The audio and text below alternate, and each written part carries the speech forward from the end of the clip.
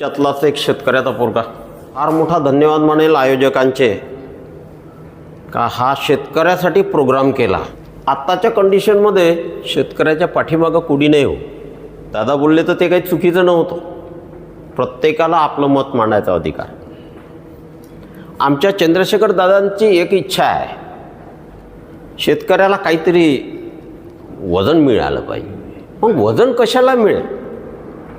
मार्केटमध्ये पैसा मिळत नाही, पत मिळत नाही, हे सगळं त्यांना माहिती आहे. अभ्यासांती झालं.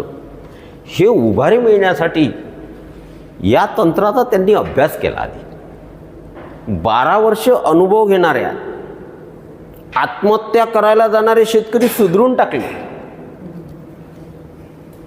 पुष्कळ लोकांचे एवढे अनुभव सांगता येईल का मला तर वाटते दिवसभर कमी पडेल.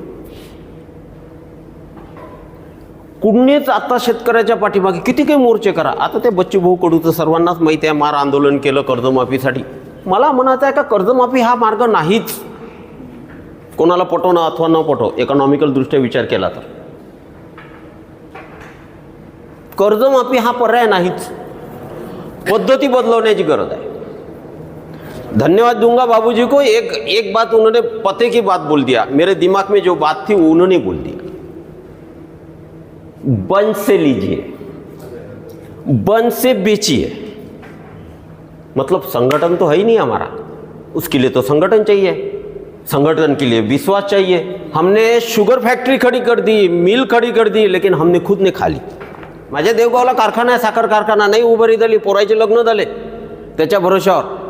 परंतु कारखाना डायरेक्टर लोकांनी विकून खाल्ला हो. भंगारात आहे, जागा पडीत आहे. आमचे पैसे आहे शेतकऱ्यांचे, त्याच्यात 3%. आमचे शेतकऱ्यांचे 3% आहे, कापसावर भेटणारे 3%. एकाधिकार असताना तेव्हापासून. मी सुद्धा छोटा मोठा कापसाचा व्यापारी आहे. हे स्टेपल वगैरे मला समजतं. माझा मूळ मुद्दा एकच आहे. माझा आग्रहाची विनंती आहे, दादांनी जे म्हटलं ते तर मी एक्सेप्ट करायला तयार आहे. पण काय करू, माझी शारीरिक क्षमता तेवढी नाही आहे, नाही तर एका मिनिटात एक्सेप्ट केला असतं. काहीतरी करून तर पहा. कुछ करने के बाद में पता चलेगा. निगेटिव्हिटी नका घेऊ. मला असं वाटते मयूरभाऊ इथे आहे. छोटे रूप में 1-2 एकड़ के आता हे त्यावेळेस आपण काय केलं, तो टोकन यंत्र नव्हते म्हणून लेबर खर्च आला. मला सुद्धा आला. माझ्याजवळ व्हिडिओ आहे. टोकन यंत्र केल्याबरोबर 1-2-1.5 एकर 2 एकर टोकन आणि same distance, same seed, same distance, same, आणि एक सारखं वावर निघून जातं. मला असं नाही म्हणत यांच्या सगळ्याजवळ टोकन यंत्र पाहिलेल्या आहे, घेतलेल्या आहे, नव्यानं नाही सांगत मी. मात्र एक विचार केला का इकॉनॉमिकल दृष्ट्या, पहिल्या सोयाबीनमध्ये 10-12 किलो, दुसऱ्या चण्यामध्ये 10-15 किलो, बी वाचलं तर कोणाचं वाचलं हो? एकदाची केलेली नागरिटी. माझं 5वं वर्ष आहे.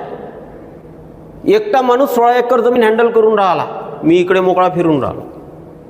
100% झालं. निगेटिव्ह घेऊच नका. आज आपल्याला काळाची गरज आहे. सगळ्यात महत्त्वाचा मुद्दा बोलतो. मला कापूस पिकला नाही, आधी पिकत होता, LRA आले, H4 आल्या, AK4 आल्या, 468 आल्या, गलाई करायचो, तेच पीक पेरायचो, ट्रॅक्टर पेरून द्यायचं तरी पिकायचं. का पिकायचं हो? वडिलोपार्जित शेणाचे गड्डे होते. त्यावेळेस शुद्ध खाणारे होते. गाई होत्या, म्हशी होत्या, बैल होत्या, बकऱ्या होत्या, सर्वांना माहिती आहे. मस्त खात टाकायचं. पण आम्हाला विद्यापीठाने सांगितलंच नाही का हे खात केव्हा टाकायचं आणि कोण्या पद्धतीनं टाकायचं. माझं बोलणं समजून घ्या. तो उन्हाळ्यात टाकल्यास त्याचा बॅक्टेरिया खतम करून टाकू. वैनही खतम करो. अरे बाबा, मी आता 10 एकर 10 ट्रॉल्या टाकल्या हो, मला ॲव्हरेज नाही आला. हा लाल्या काय प्रकार आहे? शासनाने लाल्यानं शासनही भुरळी पडलं. विद्यापीठाला म्हणजे मी तर म्हणतो विद्यापीठानं मूर्ख बनवलं अधिकारी लोकांनं. असेल कोणी तर पहा आता माझ्यासोबत बोला. लाल्या ही विकृतीच नाही. सूक्ष्म अन्नद्रव्याची कमतरता असल्यामुळे तुमचा लाल्या हा आजार झाला. पोट भरलं ना, जेवढं अन्न होतं त्या हिशोबात झालं. आता अन्नच नाही, मग लाल्या नाही पडन का? कॅन्सर का होणार नाही? आजार का पडणार नाही? द्या बरं पोषक तत्वे. कशातून पोषक तत्वे द्यायच्या? तिचाच माल तिले द्यायचा. म्हणजे जमिनीचा, भूमातेचा माल भूमातेला द्यायचा. मला जे पाहिजे ते मी घेऊन घ्या. कुटार ढोरायले, धान्य मले, बुडखं आणि मुळं आणि पाला जमिनीचा भूमातेचा भूमाते. तुकारामजी मोठेंनी माझा इंटरव्ह्यू घेतला होता इथे नेरळला.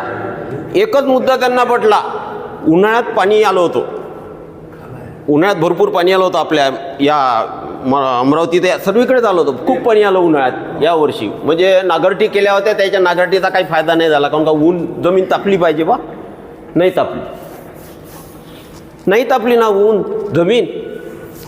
पाणी आला, लोकांच्या वावरातले एवढे पाणी आले का दर्यापूरच्या साईडनं पूर गेले, वावरातले पाणी बाहेर गेले. माझ्या वावरातलं पाणी बाहेर नाही गेलो हो, मुळातून खाली. एक गांडुळाच्या म्हणा, पिकाच्या म्हणा, पोकळ्या तयार झाल्या, पूर्ण सलाईन तयार झाला आहे, जाळं पसरलेलं आहे, आणि त्या जाळाच्या माध्यमातून माझ्या जमिनीमध्ये पाणी मुरलं आहे. पाणी मुरलं आणि त्या मुळानं काय केलं, ते माती बेडवरची घट्ट पकडून ठेवली, जमिनीचा घसाराही झाला नाही. म्हणजे माझे मातीचे कण वाहून गेले नाही. तणनाशक तणनाशक तणनाशक शास्त्रज्ञाचा व्हिडिओ यांच्याजवळ पुरावा म्हणून आहे, माझ्याजवळ पुरावा. आताच मी अनिल भाऊसोबत संवाद केला.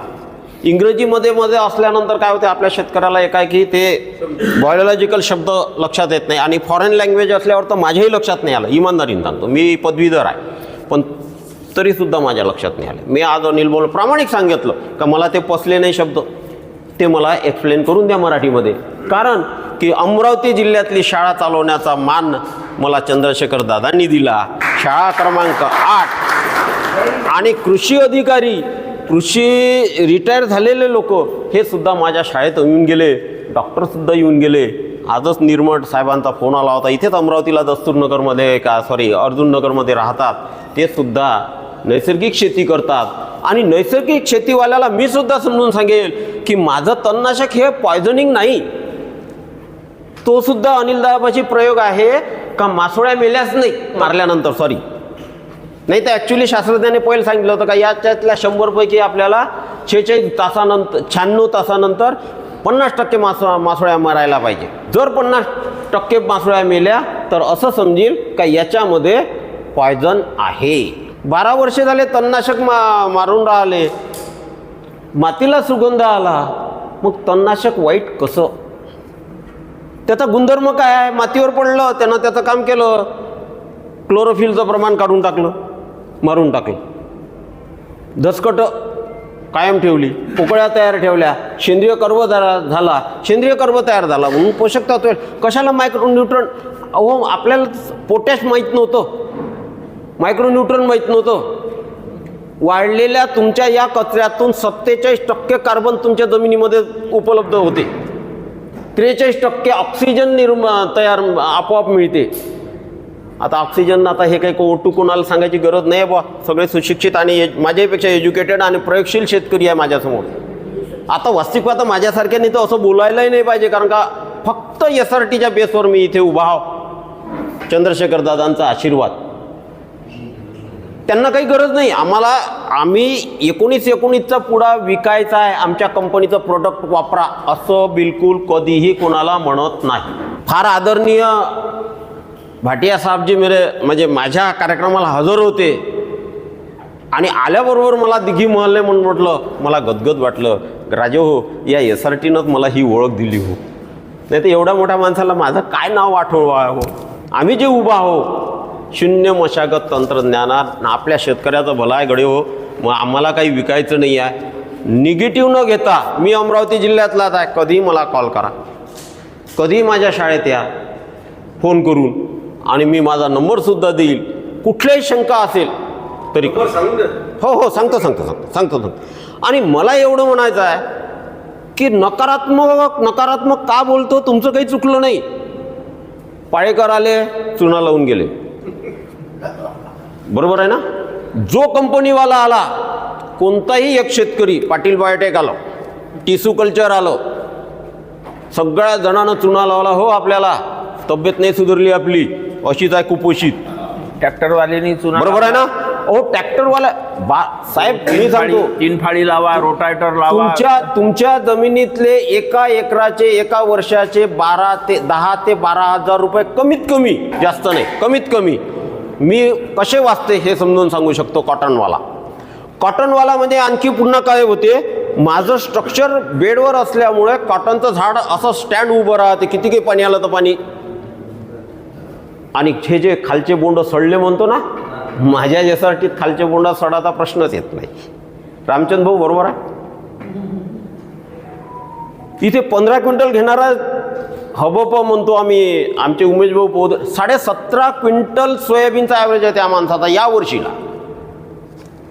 त्यांच्या वतीनं मी सांगतो, खरी गोष्ट आहे, व्हिडिओ सहित आहे, पुराव्या सहित आहे, ढिगाऱ्या सहित आहे, आताही पोते मोजताही. मला एवढं म्हणायचं आहे की पराटीची लाल्या आला, विकृती आली का आली, आपण त्याला सूक्ष्म अन्नद्रव्य देण्यास कमी पडलो दादा. आपलं शेणखत प्युअर राहिलं नाही, वडिलोपार्जितचं, बरोबर आहे ना आप्पाजी. खायला बरोबर दिलं नाही म्हणून झालं, काहीच नाही देऊ नका त्याला. कोण गांडूळ खत म्हटलं, निंबू पेंट म्हटलं, काहीच नका टाकू,